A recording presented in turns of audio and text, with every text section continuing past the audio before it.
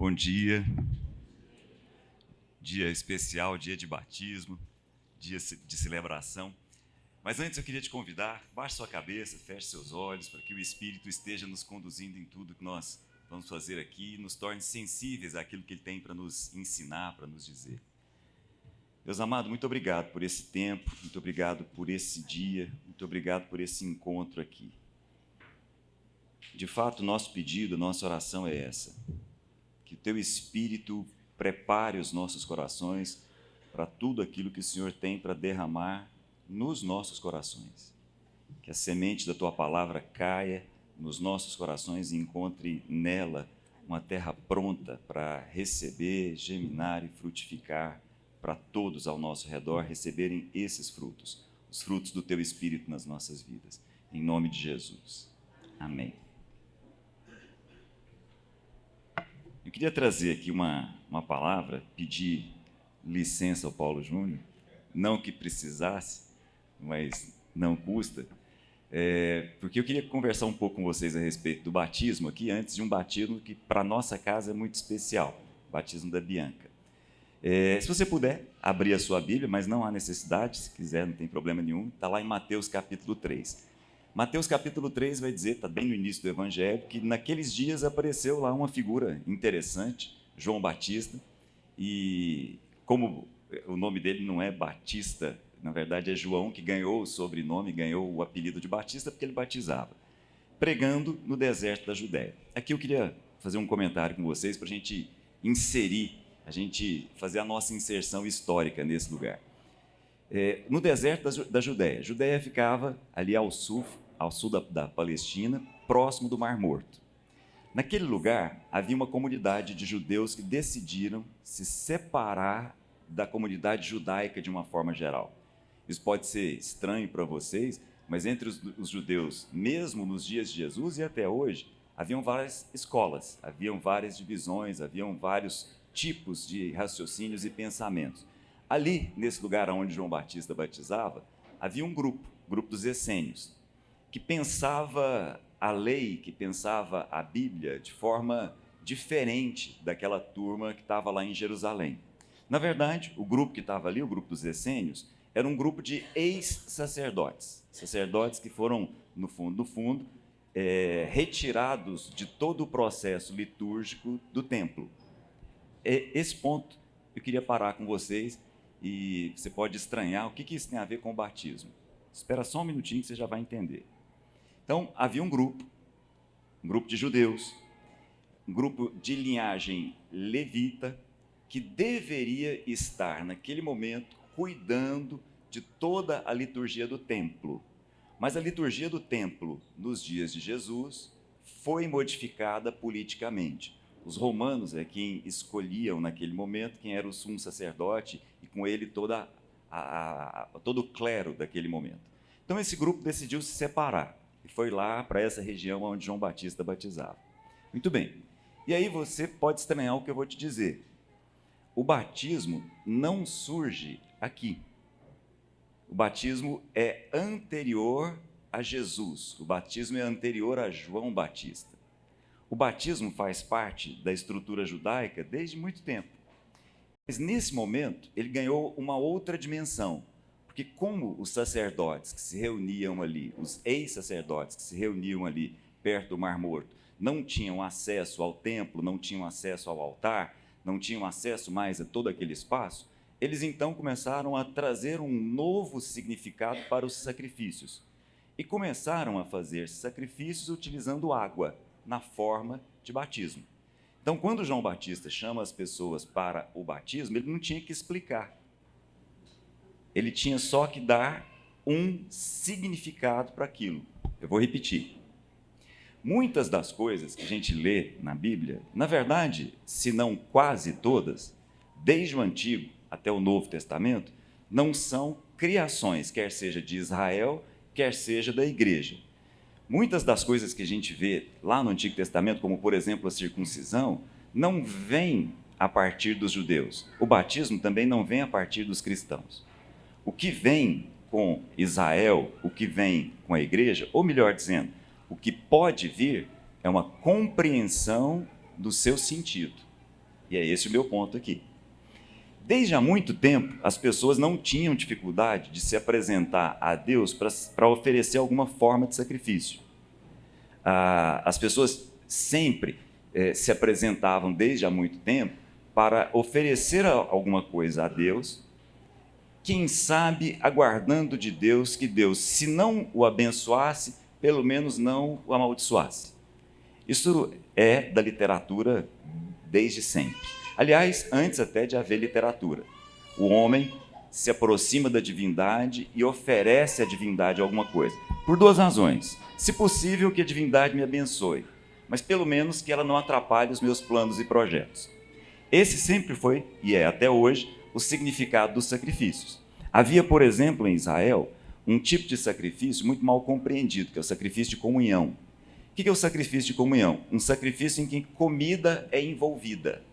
Comida é envolvida. Se você prestar bem atenção, até os dias de hoje. Oferendas existem nas religiões de uma forma geral até os nossos dias. Quando alguém oferece uma comida a Deus, quando alguém oferece uma comida à divindade, qual que é o objetivo? Vamos ser honestos. Quando alguém, em todas as culturas, até os dias de hoje, chega diante do divino e oferece alguma comida, aquilo que a gente chama nos dias atuais de oferenda, qual que é o objetivo? É gratidão? Não, né? Convenhamos. Como é que isso era em Israel? Em Israel, quando uma oferta de comida era oferecida, Deus dizia assim: bom, já que vocês se propuseram a uma oferta de comida, então vou dizer como é que vai ser. Isso é interessante. Isso por si só valeria uma conversa longa.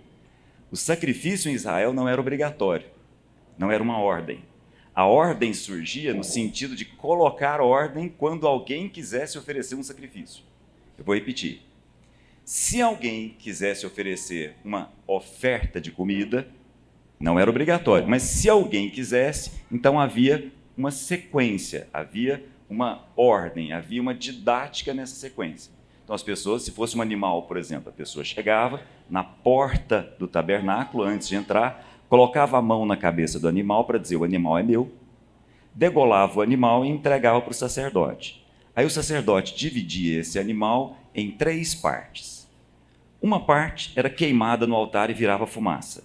Outra parte era para o sustento do sacerdote, para o sacerdote cuidar da casa dele, porque o sacerdote ficava o dia todo tomando conta daquelas coisas.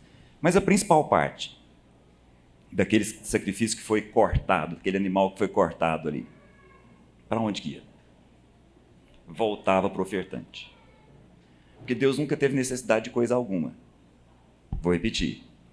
Sempre que as culturas, de uma forma geral, decidiam por fazer um sacrifício, era como quem buscava de Deus alguma coisa. Em Israel, Deus diz assim: vocês querem oferecer um sacrifício de comida? Então vamos lá, você vai fazer assim, ó. Uma parte você coloca lá no altar, essa é a minha parte, porque eu estou me assentando junto com você à mesa. Quando você voltar para sua casa com a principal parte, você reúne a sua família, reúne os seus amigos e saiba, eu estou aí junto com vocês. Por isso que o nome do sacrifício em Israel era sacrifício de comunhão. Essa é a grande questão. O sacrifício ali teve o seu sentido invertido.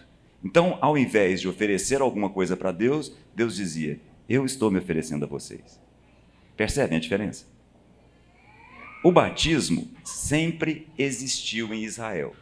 Qual era a principal função do batismo em Israel? Trazer o novo convertido e dar para ele um sinal. Então, quando, nos dias de Jesus, nos dias do primeiro século, uma pessoa qualquer, um romano, um grego, se convertia ao judaísmo, ele era batizado. Como quem diz: agora você faz parte do nosso grupo. Perceba, o sentido do batismo que nós vamos fazer aqui é exatamente o oposto. Nós não estamos levando uma pessoa ao batismo, uma criança ou um adulto, como quem diz assim: estou agora mudando de religião e quero dizer isso para todo mundo. Tem nada a ver uma coisa com a outra. Qual é o objetivo desse batismo? O objetivo é, como Jesus diz, para que se cumpra toda a justiça. Eu vou repetir. Quando Jesus vai ser batizado e chega lá para João Batista diz para ele aquilo que vocês já sabem: eu Que isso? Eu é que devia ser batizado por você. Aí Jesus disse para ele, não, fica tranquilo, convém que se cumpra toda a justiça. E aí Jesus foi batizado. Quando Jesus foi batizado, e eu queria parar aqui, a cena que mais me chama a atenção é uma só, é que o céu se abre. Guarda isso. Quando Jesus é batizado, o céu se abre. E como a gente já conversou várias vezes aqui, em vários momentos, o céu no Novo Testamento tem vários significados. Tem o céu das aves e tem o céu dos anjos. O céu que se abre não é o céu das aves, é o céu dos anjos. O céu que se abre é o céu do invisível. O céu que se abre é aquele que faz com que nós tenhamos a possibilidade de tocar o que é eterno, o que não é temporal. É exatamente o que acontece no batismo. No momento em que nós simplesmente fazemos uma cerimônia com água, não tinha jeito de ser mais simples, o céu se abre e uma voz vem aos nossos corações. Qual é a voz? A voz que diz, esta é, não será, esta é. Não é que ela passou a ser, ela é o quê? A minha filha amada, em quem eu tenho profundo prazer. Esse é o significado do batismo. O batismo não é para que a gente apresente a Bianca para Deus. O batismo é para que ela, em hipótese alguma, seja confundida a respeito de quem ela é na eternidade, porque o céu se abriu. O eterno diz, esta é a minha filha amada. Essa que representa profundamente o meu prazer. Amém? Então veja, não é um batismo só da Bianca, é um batismo de todos nós. Todos nós somos lembrados de quem nós somos. Todos nós somos lembrados de que nós não seremos um dia. Nós somos, desde a eternidade, filhos queridos, filhos amados. Amém? Tiana, Cleuter e quem mais vocês quiserem convidar para vir à frente, PJ, por favor.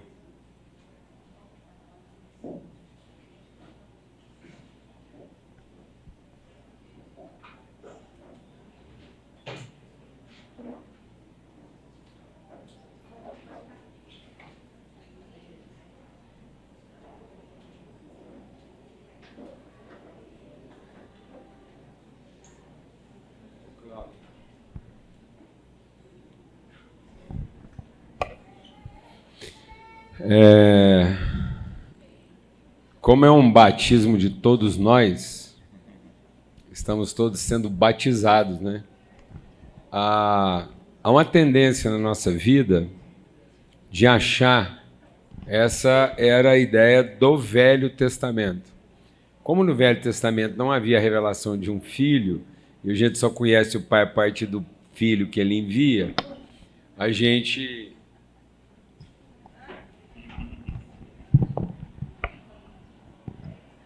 Pronto, agora ficou mais justo.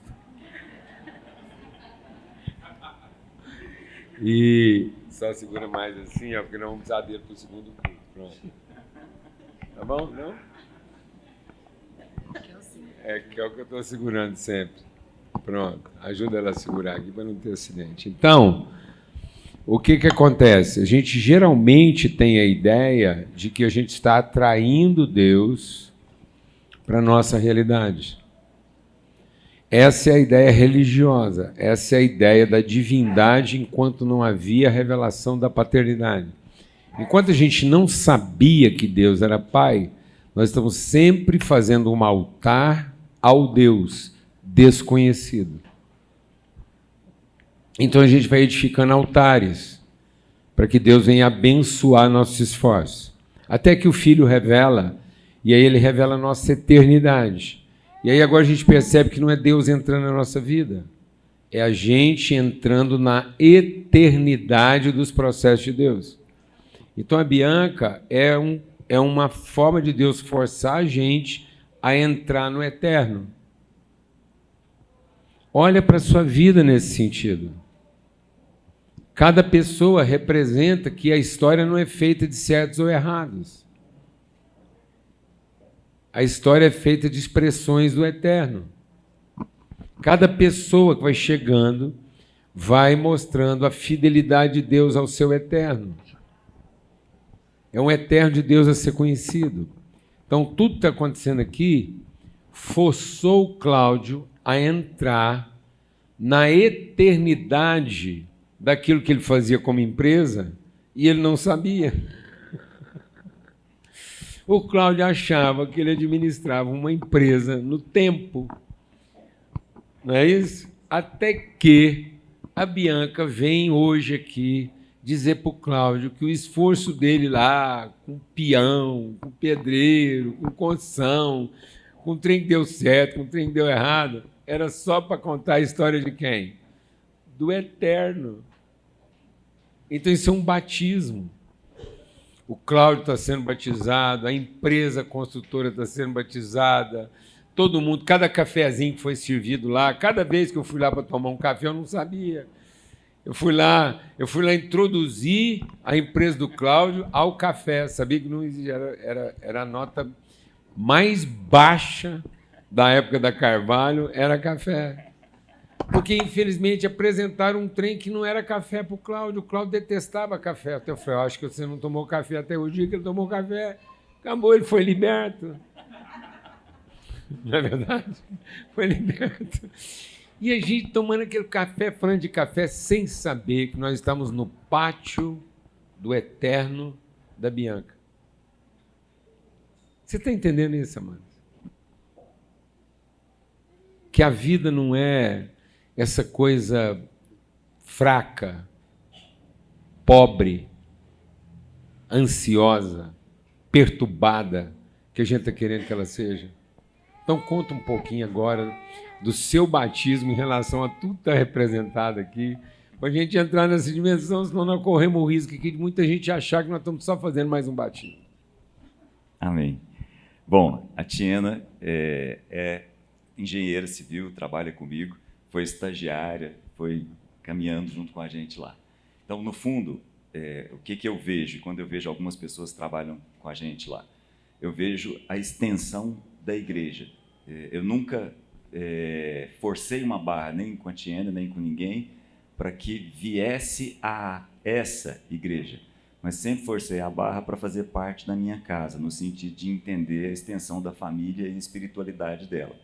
Só que a Tiena foi me esticando, foi me levando em vários lugares. Então, tive o privilégio de fazer o batismo da Tiena, a Nandinha também, na casa dela, o casamento, também foi uma experiência muito legal, e a Tiena vem me esticando até chegar a Bianca, me mostrando a extensão da nossa casa, muito além daquilo que um dia eu pude imaginar. Tá vendo, amados? Que história, como é que ficou bem maior?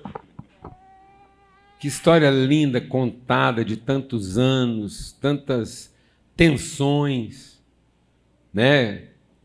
Patrão e engenheira, não é não? E hoje está aqui tudo família, glória a Deus. 11 anos, 11 anos.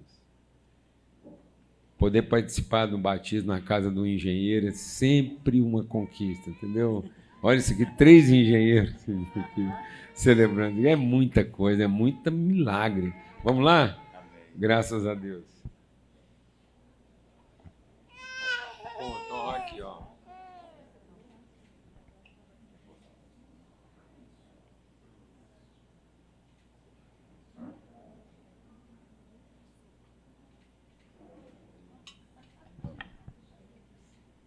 Bianca, eu te batizo em nome do Pai, do Filho e do Espírito Santo.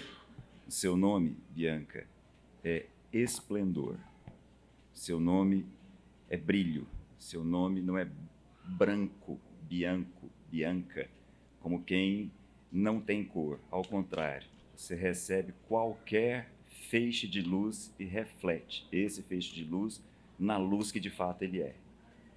Em nome de Jesus. Bianca. Seu nome é brilho, é esplendor, o brilho e esplendor de uma explosão. De uma explosão, uma luz que explode, algo que rompe. Esteja preparado que essa menina vai romper muitos limites e muitos pressupostos. Amém? O brilho dela sempre vai ser um brilho explosivo, incontido. Fica preparado que não vai ser aquele brilhinho suave assim, não, entendeu? daquele trenzinho acendendo devagarzinho, não. Ó que vê, pá, de uma vez. Tá bom? E vocês com tudo preparado. Amém, Bianca? Em nome de Cristo Jesus, o Senhor. Graças a Deus. Amém. Vamos aplaudir o Senhor por esse tempo. Glória a Deus.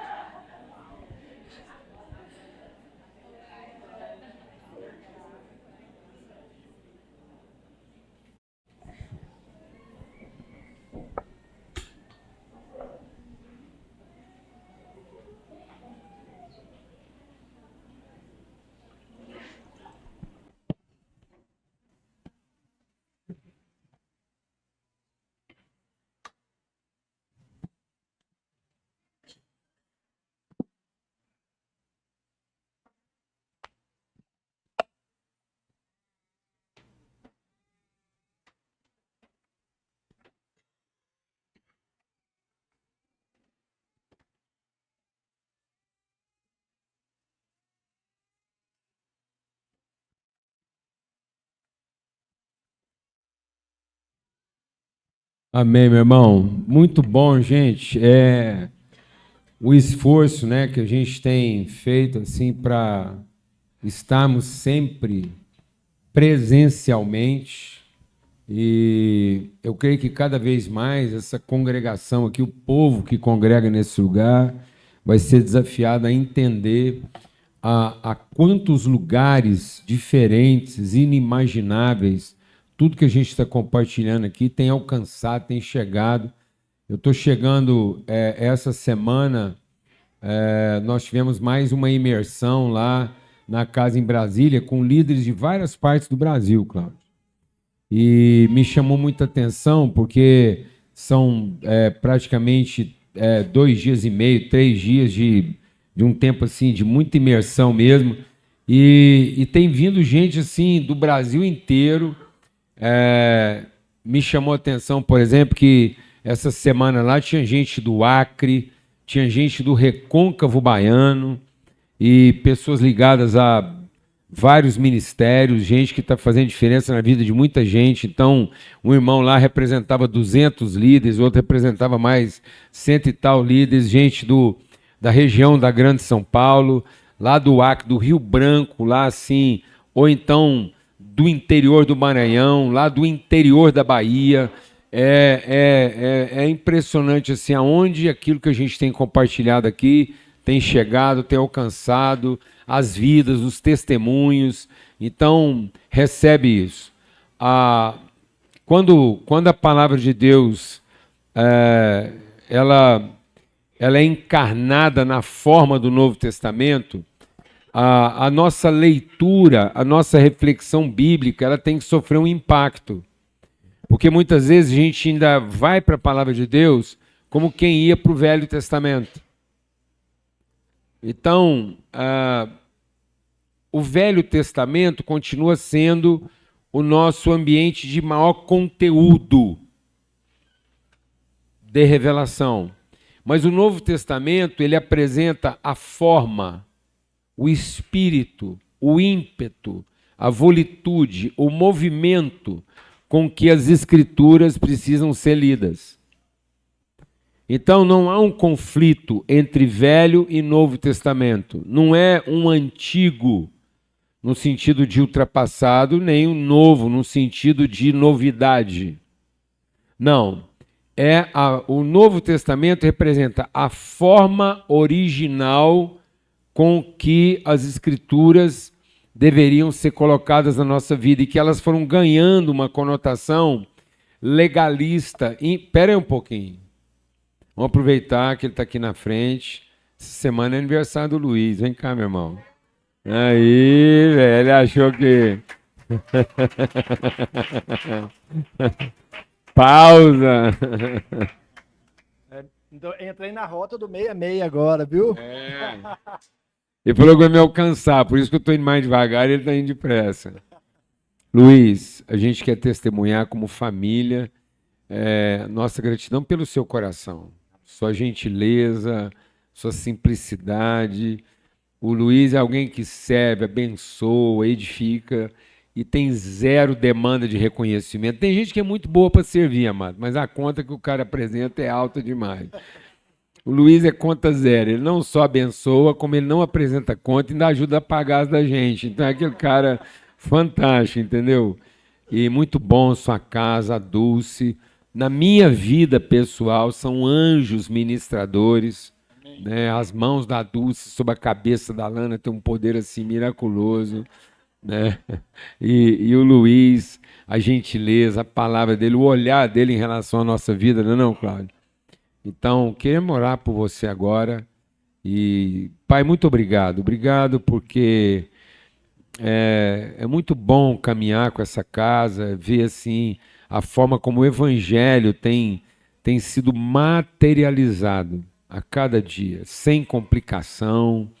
O Evangelho sendo materializado de forma tão simples, esse pastoreio diaconal. O Luiz é pastor nos diáconos, a diaconia, a diligência, o zelo, a mordomia, como ele cuida de todos nós, ó Pai, nos inspira, nos anima, nos renova, ó Deus, nos encoraja a continuar trabalhando, ó Pai, no nome de Cristo Jesus, Senhor, que ele seja renovado, que ele possa colher lá hoje, no almoço de família, na festança lá, ele possa colher mesmo o afeto, o testemunho, a vida, a alegria com todos os seus, no nome de Cristo Jesus, o Senhor. Amém. Amém. Graças a Deus. Amém. Amém. Valeu, viu, cara? Bênção. Então, e aí, o Novo Testamento, para aquilo que é o nosso esforço aqui, é para que as Escrituras fossem conversadas e não pregadas. Então havia até a revelação de Cristo uma erudição. Então era quase que dogmático. As Escrituras eram apresentadas como uma lei comportamental. Até que agora em Cristo eu percebo que ela é uma lei genética. As Escrituras dizem de que substância você é feito e não a forma como você tem que se comportar para se tornar quem você não é. É como se, de repente, aquilo que parecia ser uma regra de comportamento, agora vira uma bula de composição química. Amém? Então você tem que olhar para o Velho Testamento hoje e olhar assim, do que você é composto? Tantos por cento de graça, tantos por cento de bondade, tantos por cento de paciência. E agora se olhar para todo o texto do Velho Testamento e entender que ele está contando a sua história, que você é Josué, que você é Gideão, que você é Jacó, casado com 2 mulheres, ao mesmo tempo. Vem. Uma que só pensa no serviço e outra que é aquela que você idealizou, pensando, meu Deus, a mulher do meu sonho. Aí você não sabe nunca qual das duas você vai acordar, Jacó. Mas também não se iluda que essas 2 mulheres estão casadas com um cara que é enganador, se deixa ele passar a perna em todo mundo e vende a mulher e os filhos para pagar a conta. Amém, irmão? Posso ouvir um glória a Deus? Não vamos nos iludir. É Abraão, o pai da fé com seus dramas. É Moisés guiando uma multidão e na última hora dando uma crise, um piti de raiva que quase atrapalha tudo. Depois Jesus tem que buscar ele lá dos mortos, lá. Vem cá, Moisés. A sua impaciência quase arrebentou com você, mas está aqui, menino. Pisa nessa terra. Sapateia em cima, levanta a poeira. Pronto, matou a vontade? Bora para o céu outra vez. Amém, irmãos? A vida na sua intensidade, não para você olhar para o Velho Testamento e venerar aquilo como padrão comportamental de algum, não. Agora Cristo vem encarnar, o Verbo se fez carne e habitou entre nós. A Bíblia como substância encarnada. Então, uma leitura. Amém? E esse tem sido o nosso esforço. Por isso que o que vale é o espírito. Por isso que Jesus diz, corporalmente eu não estarei mais com vocês, mas eu vou deixar o meu espírito. E cada vez mais nós, como humanidade, vamos ter que aprender isso. Você como pai de família, você como mãe, sabe por quê? Você está trabalhando para prosperar e os seus filhos vão morar fora. Sabe o que vai ser o grande problema da humanidade? Já é hoje. Solidão. Você trabalhou lascado para os seus filhos tudo morar longe. Um ET veio e levou eles embora. Porque aquilo tem cara de ET. Pode falar o que for. Por isso que o evangelho é o quê? O que é o evangelho? Para cuidar de quem? Viúvas, órfãos e estrangeiros. Então, se não houver um espírito de adoção, todo mundo vai terminar o quê? Viúva, órfão e estrangeiro. Então não é o serviço, o seu serviço não vai compensar. E você não vai conseguir. Você não vai conseguir estar presente na vida dos seus filhos corporalmente. Então você tem que deixar para eles o seu quê? Você tem que deixar o quê para os seus filhos? Seu espírito. Então relacionamento em espírito é presencial. É a única forma de ser presencial. Porque você vai ter seus filhos lá muitas vezes dentro de casa, o corpo está lá, mas o espírito está arrebatado, sumiu. Alguém aqui sabe o que eu estou falando ou não? Então vamos fazer uma ordem o quê? Inversa. O corpo não está, mas o espírito está. Glória a Deus. Então nós temos feito aqui um esforço intencional nesse sentido. Estamos lá nos Açores, Mar do Norte, testemunhando, frutificando, compartilhando, abençoando. Você tem noção do que é estar lá no Mar do Norte, olhando para cá, e gente sendo abençoada de todos os lugares da Europa, gente veio da Inglaterra, veio da Espanha, veio da França, vários se movimentaram do Brasil. Nós tínhamos mais de 20 localidades representadas como investimento dessa paróquia, dessa congregação. Um trabalho de mais de 30 anos colhendo seu fruto. Amém? Glória a Deus, amados. Então essa congregação tem esse desafio de entender isso. Eu estava conversando com um jovem que é um filho mesmo por adoção, o Enzo, ele tem 20 anos. Ele já ficou aqui, ele morou aqui com a gente. Eu falo que é filho porque ele morava aqui com a gente, ele ficou morando aqui comigo uns 3 meses. O Enzo é muito querido, 20 anos. E ele é um influencer digital. Você pensa bem, um cara com 20 anos de idade fala com 1 milhão de pessoas. Se ele não tiver família, a cabeça dele o quê? Surta. Ele foi o Paulo Junis, que ele estava lá no dia que a gente fez a conexão com Floripa e falando que, a gente lembra que a gente falou aqui domingo passado, presencial é no espírito. E o Enzo falou assim, Paulo Júnior, você está tocando uma coisa aí que para nós do mundo digital faz todo sentido, mas parece que o povo ainda não entendeu. As gerações passadas ainda não entenderam, estão lidando com isso como se fosse só uma ferramenta e não uma cultura. Ele falou, para nós que estamos, para as próximas gerações, fica sabendo, você, seus filhos aí, para as próximas gerações, eles têm uma figura hoje chamada obrigatório digital. Eles perguntam para o cara.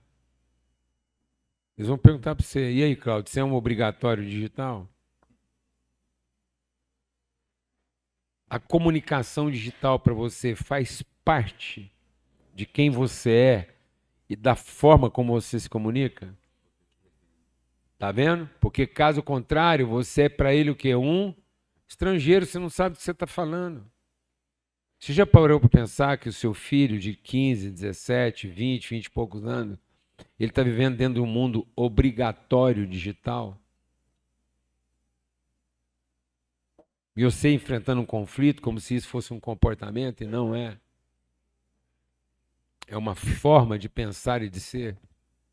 E que nós precisamos agora olhar para as Escrituras, porque Jesus falou isso, meu corpo não vai estar com vocês. O que vai estar? O Espírito. E aí o Novo Testamento inteiro é feito com o quê? Com cartas.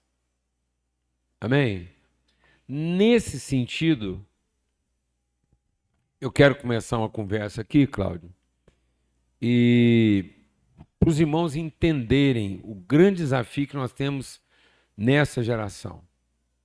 Cada vez que a humanidade passa um conflito mundial, é como se fosse uma glacial. A Primeira Guerra Mundial foi uma glacial. Logo depois, menos de 50 anos depois, veio outra grande guerra, que foi de proporções ainda maiores, que foi mundial. A Primeira Guerra foi muito Europa, até porque não tinha os navios, os combates aéreos, as bombas. Então foi muito...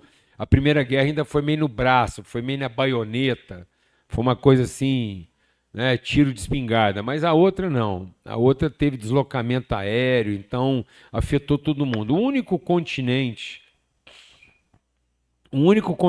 não atingido pela Segunda Guerra Mundial foi a América do Sul. Mas nos outros lugares todos, as tropas europeias andaram a pé fazendo combate. Por que eu estou dizendo isso? Porque isso representou uma glacial. Um outro tipo de ser humano emergiu desse lugar. Assim como recentemente, a gente sofreu a pandemia. A pandemia foi uma glacial. A pandemia não é um acidente. Ela é um fato. A pandemia é um fato histórico que determina um novo tipo de ser humano. O nosso banco de memória, a juventude, as pessoas vão pensar, agir, sentir, e você precisa prestar atenção nisso. Eu tenho olhado para os jovens. Todo lugar que eu vou, fico vendo as crianças até 10 anos de idade. E você pode observar que as crianças de hoje, até 10 anos de idade, quem é mais velho aí, você observa que o padrão comportamental dela é outro. É outro. Muitas coisas que nós estamos identificando como transtorno não é um transtorno. Talvez, para nossa surpresa, vai ser uma nova maneira de ser. Os irmãos estão entendendo isso? Amém, mano? Então, se eu não tiver acessibilidade, eu vou ficar perdido na história. Porque eu vou estar vivendo o quê? Da minha memória, eu vou ficar vivendo do meu velho, do meu comportamento. E vou continuar mantendo o meu esforço para Deus abençoar aquilo que eu estou fazendo. Deixa o Espírito de Deus ministrar algo no seu coração aqui essa manhã para nosso desafio. Depois da pandemia, se acontecer outra pandemia agora de novo, vamos imaginar que vem uma outra pandemia o ano que vem. Sabe qual é a instituição no mundo que mais vai sentir uma nova pandemia? Você sabe não? Sabe não? A igreja.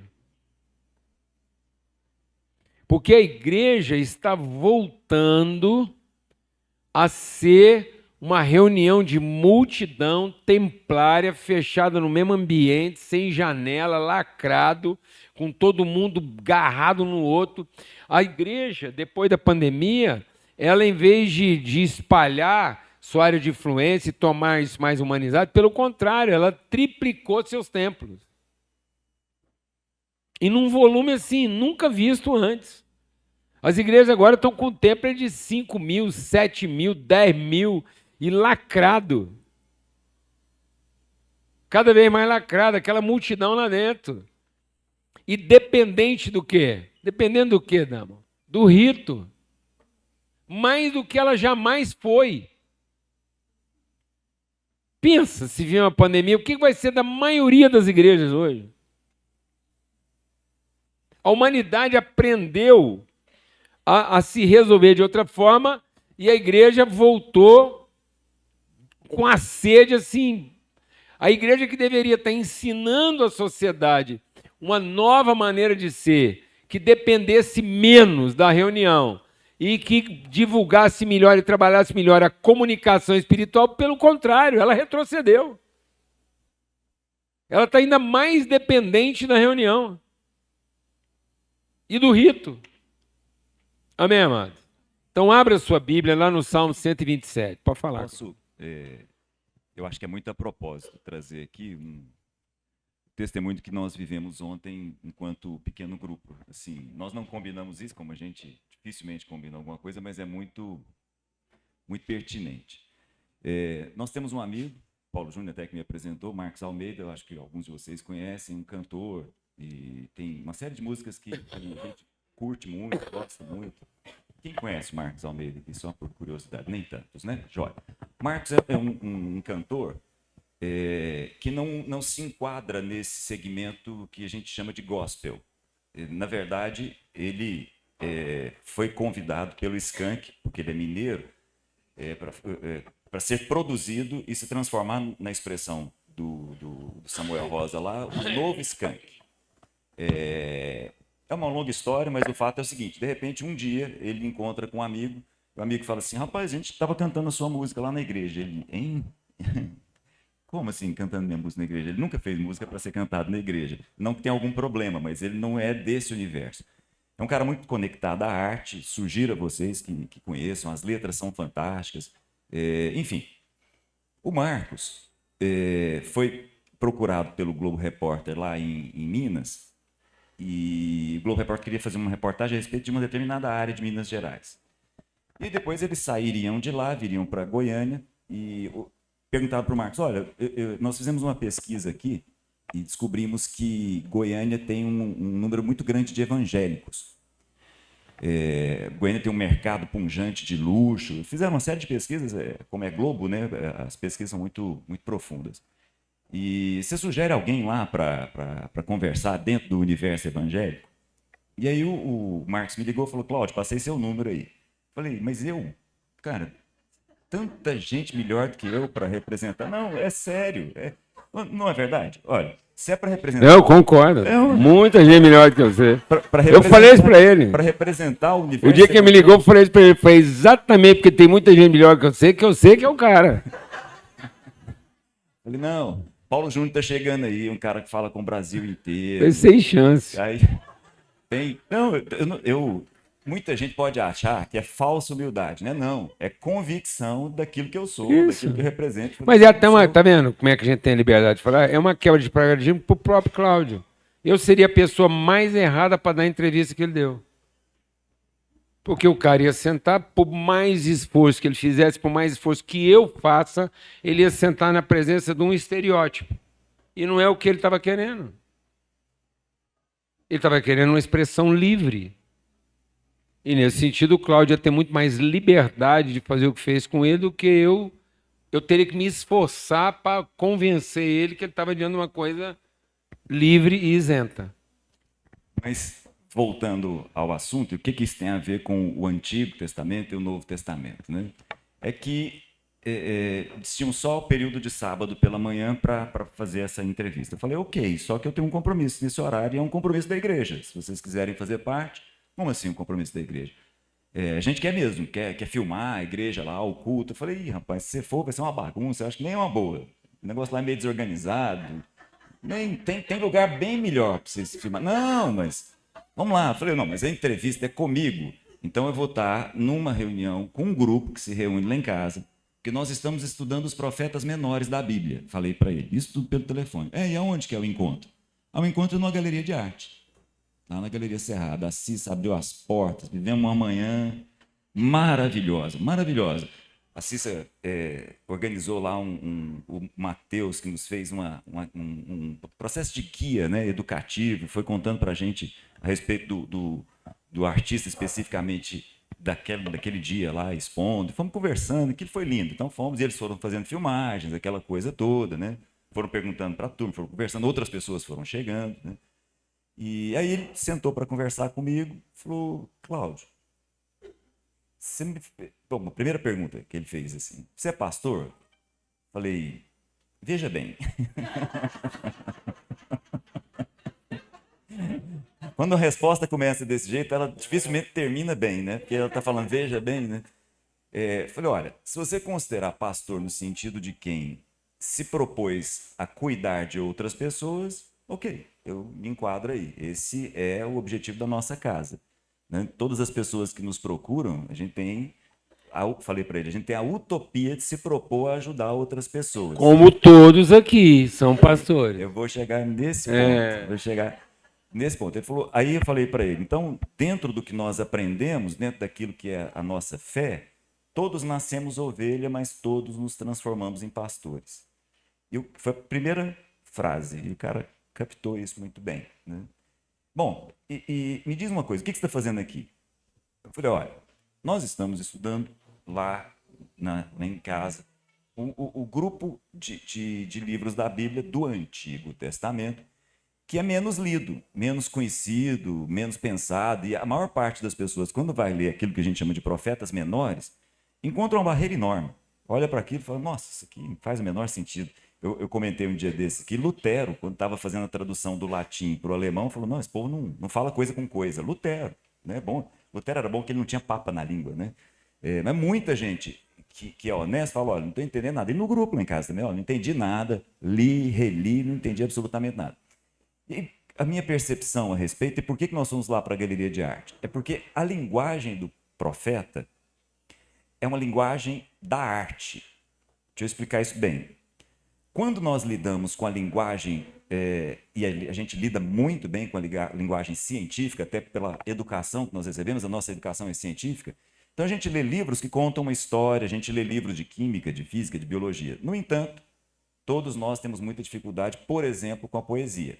Por quê? Porque a poesia vai além da lógica. A poesia ultrapassa o entendimento e pode nos levar ao nível do conhecimento. Eu fui explicar isso para ele. Então, a gente está lendo uma parte da Bíblia que é difícil, é uma linguagem muito complicada. Então, a gente tem conversado muito com o pessoal da música, o Damon e a Ellie. Propusemos há 2 semanas atrás a turma aí numa peça de teatro. Conversamos a respeito de exposições e agora fizemos propositadamente um encontro aqui. E à medida que nós fomos caminhando no encontro, o Matheus, que estava nos guiando lá, foi falando coisas do tipo assim, bom, está aqui a arte do Fernando Nidotti. Está aqui a arte do Fernando. Fernando é um cara que se propõe a não explicar nada. Ele se propõe a impactar. Falei, não precisa falar mais nada. É o profeta. O profeta não explica, o profeta impacta, o profeta incomoda, né? E foi caminhando, foi levando a gente para os lugares. Bom, está aqui, olha, esse aqui. Foi mostrando um desenho, um quadro tríplice lá de uma preguiça. Ele falou, esse autor, esse pintor, ele trabalha com humor, para poder, de novo, mexer com o ser humano. Aí, num determinado momento... É uma transgressão, é uma provocação. Total provocação. Muito bem. E aí depois nós nos reunimos, vamos conversar a respeito disso, para a gente ter uma nova leitura dessa parte da Bíblia que exige de nós algo que vai além desse plano lógico, matemático, cartesiano, que nós todos estamos mais inseridos do que a gente imagina. Muito bem. Aí quando eu fui conversar com o jornalista, ele falou, mas então você está aqui para uma reunião desse jeito, para te ajudar a ler a Bíblia? Eu falei, exatamente isso. Exatamente isso. Bom, então essa é uma reunião da igreja? Eu falei, 100%. Essa é a reunião da igreja. A reunião em que a gente se propõe isso, na comunhão. É isso que Jesus fez no Novo Testamento. É isso. Jesus tirou o ensino, a reflexão bíblica da sala de aula do templo e foi levar o povo para olhar o campo, o agricultor, o plantador de uva, o pastor, os conflitos, o pai que tinha 2 filhos. Entende, irmão? A mulher, as 2 irmãs nervosas dentro de casa. Foi ensinar o evangelho na casa do cobrador de impostos que todo mundo odiava. Aí ele está dentro da casa do cobrador de impostos que todo mundo odiava lá e tal. E aí, depois ele está dentro da casa de um fariseu, ele vai tomar um café na casa de um fariseu. O povo fala, como esse cara vai falar de Deus e vai tomar um café no cara que mais oprime a gente? Aí, para estar ruim, chega uma prostituta e molha o pé dele e começa a enxugar com o cabelo. Pensa, irmão! Você, mulher de Jesus, ali do ladinho dele. Fala, bem, você não está vendo o que é essa mulher aí, não? Dorme com esse barulho. Amém, amados? A vida. Então, é o mesmo texto, só que agora com uma forma artística, sensível e não acadêmica. Jesus está demonstrando para nós que o texto bíblico não era para ser entendido, era para ser conhecido. O texto bíblico era para você ter na prateleira e falar assim, hoje eu vou usar tantas gramas disso, tantas gramas daquilo, vou fazer um pão que a minha família nunca comeu antes. Do mesmo ingrediente, você fazia um bolo doce, com recheio de goiabada. Com o mesmo ingrediente, você fazia um bolinho de chuva. Um biscoito frito. Gerando memória o quê? Hoje eu voltando lá de Palmelo, onde foi o casamento, passo na estrada, a Lana querendo acordar no carro, falei, bem, a barraca do biscoito frito. Ela falou, o retorno está longe, eu falei, mas nós não estamos com pressa. Aí quase chegamos aqui, o retorno é quase chegando aqui, voltamos, fomos lá. Ela deu a primeira mordidinha no biscoito frito e falou assim, como isso tem gosto de família. Isso era o Novo Testamento, amado. A Bíblia não pode ter na sua vida gosto de remédio como quem precisa ser salvo. A Bíblia virou na vida de muita gente remédio para curar problemas, salvar, levar para o céu. Sabe que eu trouxe essa conversa para ele, né? Até porque ele pediu, né? Ele pediu isso, né? E ele falou, tá bom, Cláudio, eu já entendi, no final das contas eu também tenho que ser pastor, né? Eu falei, é isso. Pronto. Começou perguntando se era pastor, terminou com 2 pastores conversando, acabou. Exatamente. Acabou, amado. Acabou. Isso é o Evangelho de Cristo. Amém? Então você está aí usando a Bíblia para o cara lembrar de céu e inferno. Você vai para um, vai para outro. Você vai entrar no dia do juízo. Jesus viu, eu não vim fazer juízo. Eu não vim falar para você quem está certo e quem está errado. Eu vim revelar a justiça. Jesus veio pegar a Bíblia para você fazer bolinho de chuva. A hora que o cara destampou os 2 biscoitos que põe no saco, eu falei, mas peraí, você levantou o pano de prato, parece que tem um trem mais escuro lá para dentro. Ele falou, tem. É o biscoito doce. Foi aquele que vai com muito açúcar e canela, e foi exatamente, foi então chacoalha aí, companheiro, que isso tem gosto de vó, isso é a mesma coisa que você está mordendo uma avó sua.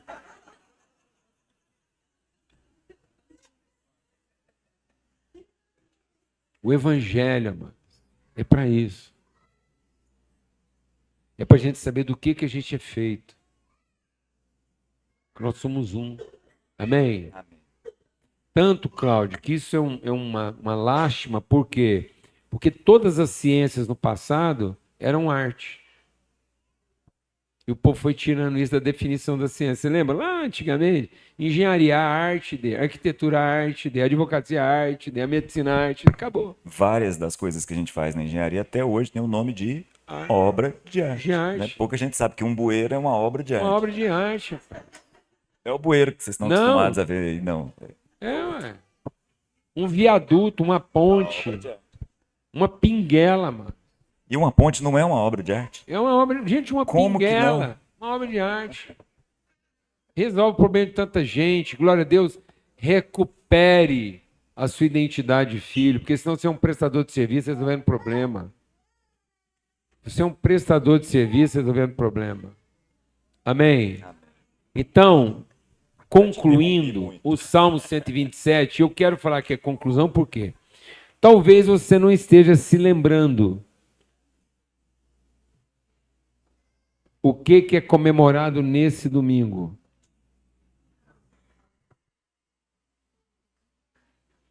A gente é tão fixado nos feriados. Sexta-feira de Paixão a gente lembra, porque é feriado. Mas domingo de Ramos você não vai lembrar, porque não é feriado. Já nasceu feriado. É o tipo de uma comemoração perdida, porque não dá folga para nós. Balançar um gai. Então é o seguinte. Hoje é domingo de Ramos. E tem a ver com tudo que nós estamos conversando. Sabe por quê? Se não houver nenhuma interferência religiosa, deixa o Espírito de Deus ministrar o seu coração lá. Batismo, Bianca. Batismo da Bianca, testemunho para o jornalista, lá na Galeria do Cerrado. Domingo de Ramos, o texto nós vamos ler aqui mais para concluir. Tudo que nós estamos contando, a ideia do presencial, porque estamos conectados no Espírito, é o seguinte. Se a gente não interferisse, o Espírito foi derramado. Põe algo no seu coração, o Espírito foi derramado. O advento do Espírito Santo está consumado. Tudo aquilo que não era possível antes de Cristo, agora é possível. Porque o que Cristo veio fazer na cruz? Cristo na cruz, ele veio remover a condenação. Então ele tirou a cédula de condenação. Nós estamos condenados à ignorância. Nós estamos condenados à rebeldia. Nós estamos condenados a olhar para essa escritura aqui e não entender nada. Achar que isso aqui era só um conjunto de letras pautando o comportamento. Mas essa maldição que cegava os olhos, aquele que me impedia de ver o mundo espiritual, foi removido. E o Espírito Santo foi derramado sobre toda a carne, toda a carne. Sabe seu cunhado teimoso? O Espírito Santo foi derramado sobre ele. Sabe a sua sogra nervosa? Agora estou falando para as noras, porque a gente sabe que a mulher lá é complicada, porque tem duas mulheres disputando a propriedade do mesmo homem. Então é o seguinte, esse trem, o Espírito Santo foi derramado.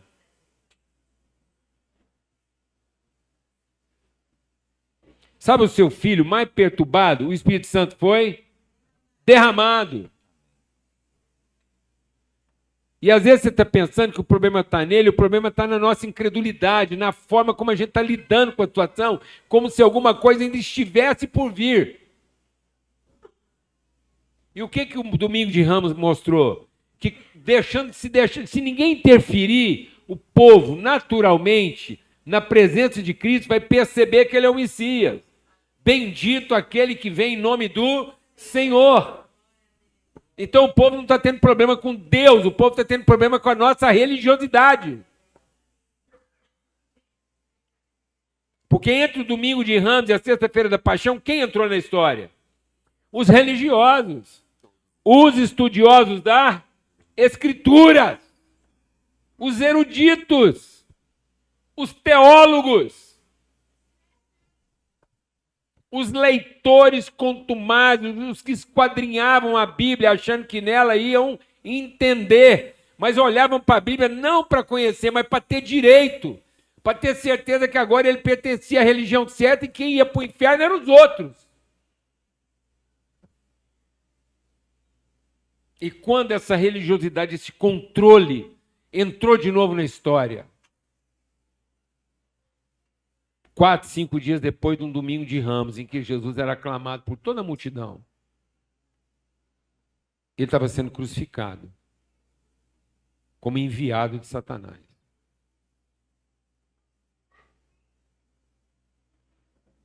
Nós estamos entendendo isso, amado? E aí o Salmo 127 diz assim: se o Senhor não for o construtor da casa, é inútil trabalhar na construção. Se o Senhor não é quem vigia a cidade, é inútil montar a guarda. Vai ser inútil você levantar cedo e dormir tarde, trabalhando arduamente para comprar comida, porque o Senhor é que concede o sono àqueles a quem Ele ama. Os filhos são herança do Senhor, uma recompensa que Ele dá. Como flechas nas mãos dos guerreiros são os filhos nascidos na juventude. Como é feliz o homem que tem a sua aljava cheia deles. Não será humilhado quando enfrentar seus inimigos no tribunal. Irmãos, a Bíblia está dizendo que alguns esforços nossos não são difíceis, não são pesados, são inúteis.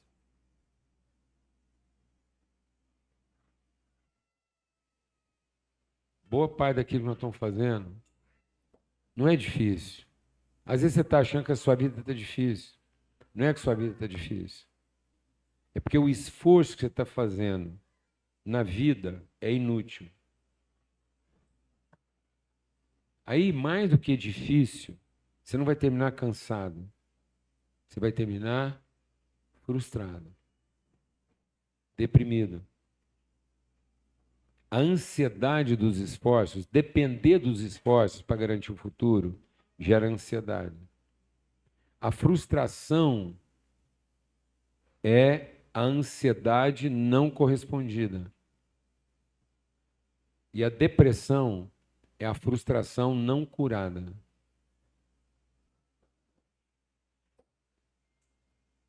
O Brasil hoje já é o campeão mundial de depressão entre os jovens. Por quê? Porque nós estamos ensinando que quem constrói a casa? Eles. Quem tem que ficar esperto e vigiar para não perder aquilo que custou tanto para conquistar? Eles.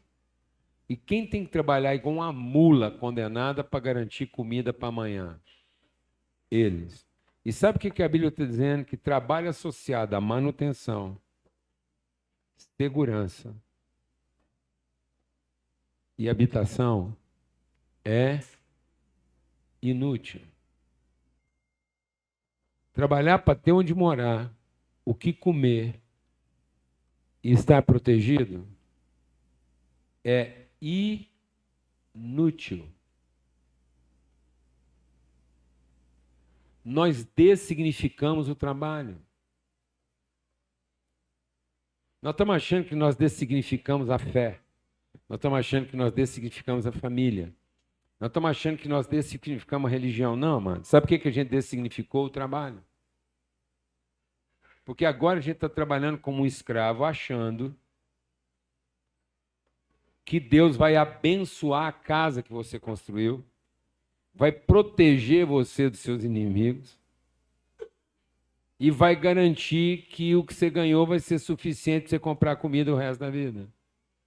E Deus não tem esse compromisso.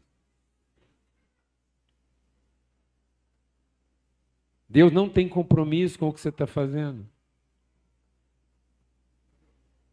A não ser que aquilo que você está fazendo traduza de maneira virtuosa a relação que você tem com Ele. Mas o que você está fazendo for fruto da sua ansiedade, da sua expectativa de futuro e do seu medo de não dar certo, vou falar uma coisa para você, seu esforço é inútil. E sabe por que foi o trabalho que foi dessignificado na nossa vida? Porque nós somos corrompidos pelo chefe do serviço no céu.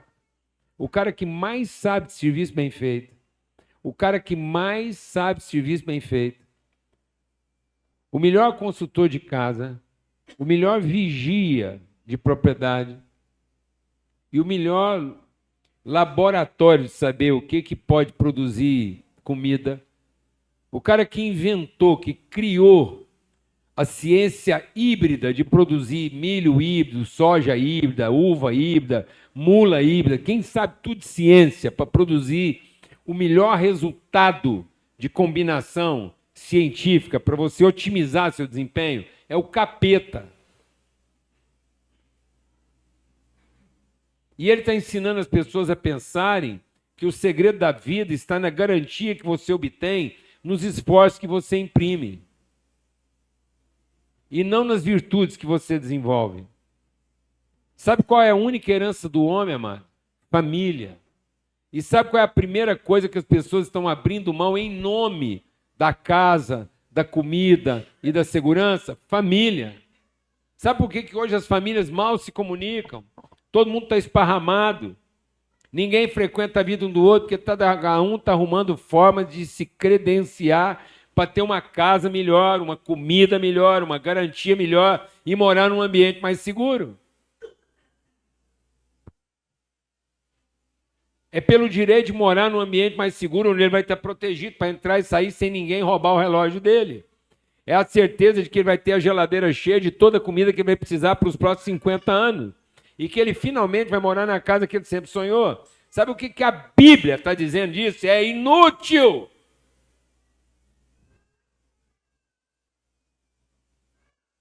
Porque se o seu patrimônio não for suas relações, sua memória, se as pessoas não tiverem de você uma memória de afeto, de significado, de cheiro, tudo que você fez é inútil. Porque Deus não vem abençoar a casa que você está construindo. Deus não vai vigiar o patrimônio que você estabeleceu. E nem vai garantir a durabilidade da comida que você ajuntou. Não. Ele fez diferente. Ele falou assim, eu estou construindo uma casa, você quer construir comigo? Eu estou tomando conta de uma cidade, você até quer tomar conta dela comigo? E eu estou produzindo alimento para as pessoas, você quer produzir comigo? Então deixa o Filho de Deus ministrar o seu coração. Trabalho não é para. Para é necessidade. Trabalho não é por. Por é interesse. Trabalho é com. Se você não está trabalhando com o seu pai, então não adianta você trabalhar nem para, nem por. Seu esforço é inútil. Ou o que você está fazendo é a forma que Deus encontrou de, com Ele, você entender a importância das pessoas na sua vida, ou você está inutilmente trabalhando para e por, achando que isso vai garantir o seu direito. E não há direito no trabalho, há direito no salário.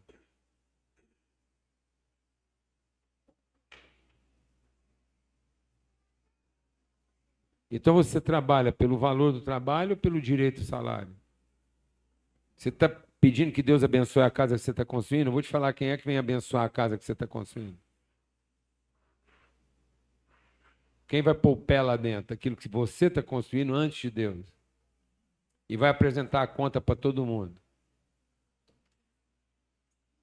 Vem falar comigo daqui 20 anos, daquilo que você está construindo e achou que ia abençoar todo mundo e não permitiu que você vivesse em família.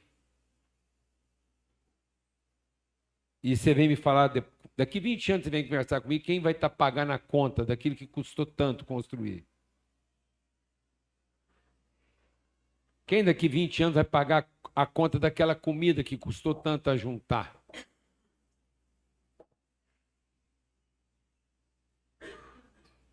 Amém, irmãos?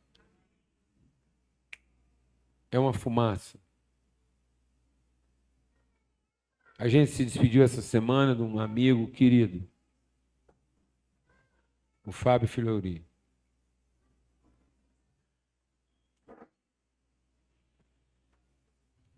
E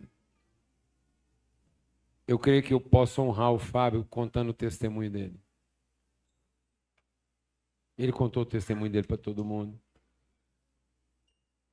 Mas eu ouvi o Fábio semanas antes dele sofrer o acidente. E o Fábio estava me pedindo ajuda. Sabe para quê? Porque ele sabia que eu tinha sido produtor agrícola e mexido com leite. Eu já fui produtor de leite. E o Fábio se tornou um dos mais excelentes produtores de leite da região. Era um cara muito experimentado na área agrícola, ajudou muita gente a montar fazenda. O Fábio era um relógio suíço. Quem não conheceu o Fábio, o jeito dele vestir, dele comportar, o jeito dele falar, a elegância, a propriedade, o compasso. Um homem assim, disciplinado na área da alimentação, da rotina, do exercício físico. Pensa um cara assim, e tocando uma leiteria. Ele falou assim, Paulo Júnior, cansei.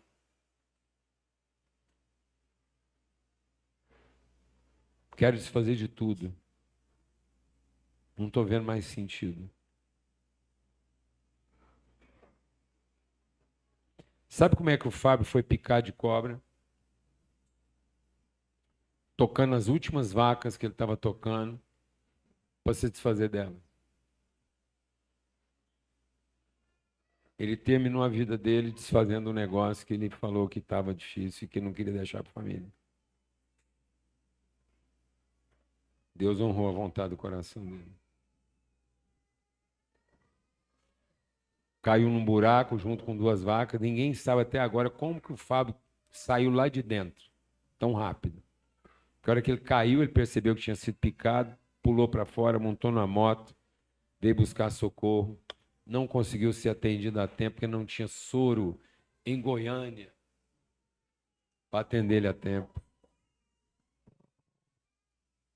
Pensa bem a complexidade disso.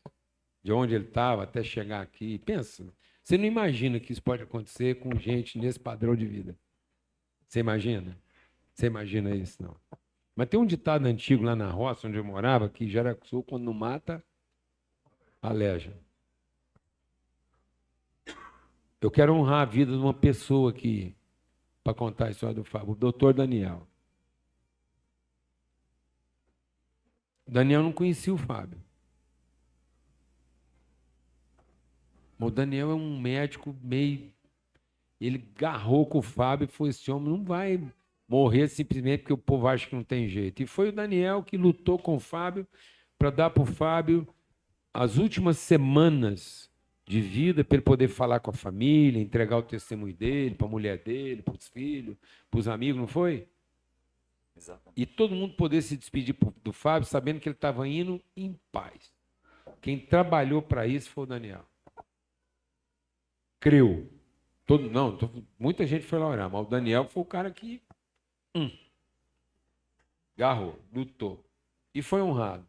Eu estou contando essa história para vocês para dizer que todo esforço humano é o quê? Inútil. Se não for com, irmão, não adianta ser o melhor para, nem ser o melhor por. Amém? Glória a Deus. Graças a Deus, os filhos do Fábio, que são jovens, bem jovens, se despediram do pai deles de maneira surpreendente. A esposa dele, gente que podia estar magoada com Deus.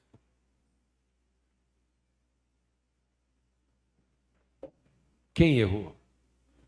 Quem podia ter poupado o Fábio daquele buraco? Quem é o criador daquela cobra? Quem marcou esse encontro? Com tanto lugar para o Fábio pisar, os dois tinham que encontrar naquele buraco. Quem podia ter evitado tudo isso? Quem podia ter evitado tudo isso? O Deus do Fábio, para quem ele orava aqui toda semana. E por quem estava tentando viver uma vida o quê? Coerente. Mas sabe o que Deus está mostrando para todos nós aqui? Essa casa que está sustentada lá agora, sabe essa casa? Que apesar de tudo isso, está firme na rocha? Os filhos do Fábio, a mulher dele, com toda dor, com todo sofrimento, cortados. Não tem uma parte da carne deles que não está dolorida. Sabe quem está segurando essa casa? Aquele que estava edificando a casa e que chamou o Fábio para construir junto. Porque se fosse a casa que o Fábio estava fazendo, pedindo para Deus abençoar, tinha uma cobra dentro dela.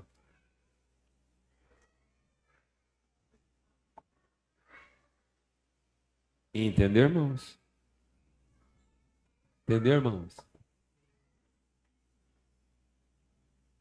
Glória a Deus. Amém. É para te trazer alívio. É para você sair daqui aliviado. Para Deus, eu nunca mais quero trabalhar numa coisa inútil. Não quero gastar minha vida trabalhando nem para, nem por. Quero trabalhar com. Fala para mim que casa o senhor está construindo. É nessa que eu quero trabalhar. Fala para mim o que te mantém acordado. O que o senhor está vigiando. É isso que eu quero vigiar. E fala para mim o que é a comida pela qual vale a pena trabalhar. É nessa que eu quero trabalhar. Amém? Vem cá, não vai embora não. Você achou que eu estava fechando? Ou não? Bom dia, irmãos. Graça e paz. Quero chamar a Paulinha aqui na frente. Antes disso, nós queremos lembrar da nossa convenção Sal da Terra, do dia 17 ao dia 19. Nós vamos colocar aqui na tela. Entra lá no @Ministério Sal da Terra, faz sua inscrição do dia 17, que é quinta-feira à noite, irmãos. Sexta-feira durante todo o dia e sábado. Nós teremos uma oportunidade para você que tem um grupo, que você que lidera, que você que coordena algum trabalho, né, pastor? Alguma comunhão. E principalmente você que não faz nada. Você que não faz nada, aproveita, que é uma ótima oportunidade de você arrumar alguma coisa para fazer, tá bom, mano? Porque não está faltando serviço, não. Amém. Então você pode participar apenas em um dia ou pode participar todos os dias. Não perca essa oportunidade. Nós vamos ter o Paulo Júnior, o Galvro, um monte de irmãos que vão estar vindo de fora, né, pastor, para ministrar na nossa vida. E nós vamos ter um outro evento aqui. A gente tem visto aqui os homens se reunirem de laranja. Vem aqui, Paula, para falar do Legendários. E nós estamos nos reunindo com Florzinha. Vem cá, Paulinha, para falar das mulheres, cartas vivas de amor, né, pastor? Nós vamos ter mais um evento. Fala aí, Paula. Gente, graça e paz é uma oportunidade para as mulheres que estão aí buscando aquele equilíbrio, né, entre o fazer demais e edificar a casa. Então, ser mulher é abraçar a própria essência, com força, sabedoria, infinita riqueza de ser a múltipla em um só coração. É um evento que está vindo aí. Hoje nós vamos dar só um spoiler assim para vocês se organizarem.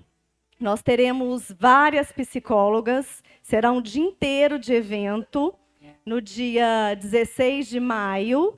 Então, as mulheres podem se programar aí, porque vai ser uma mesa compartilhada de temas muito relevantes para nós mulheres, que somos assim multitarefas, para a gente tentar achar um equilíbrio aí e edificar a nossa casa.